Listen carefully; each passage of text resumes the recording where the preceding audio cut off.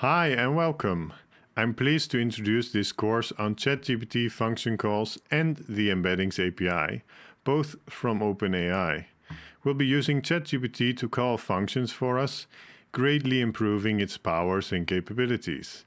And we'll be using the Embeddings API to compare the similarity in meaning of different texts. A quick overview of what we'll cover. First, we'll implement a simple ChatGPT function call, allowing ChatGPT to call an API for a random word it can use as a subject for generating a joke if the end user fails to provide a valid subject.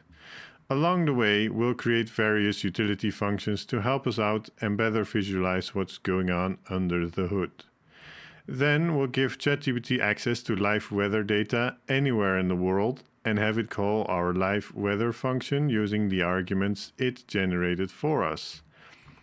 After this, we'll give ChatGPT multiple functions with multiple arguments and allow it to call either, none, or even multiple functions in a row to answer the user's question.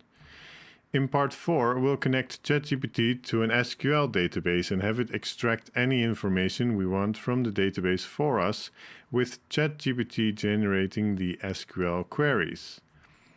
Part 5 will look at using function calls to extract structured data, and we'll also briefly touch on retrying on failure and handling errors. Next, we'll use embeddings to search for similar quotes by typing anything to the console and comparing it to a database of quotes to find entries with a similar meaning.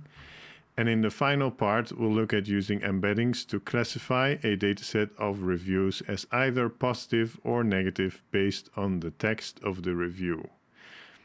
So when you're ready to get going, let's jump right in. I'll see you in part 1.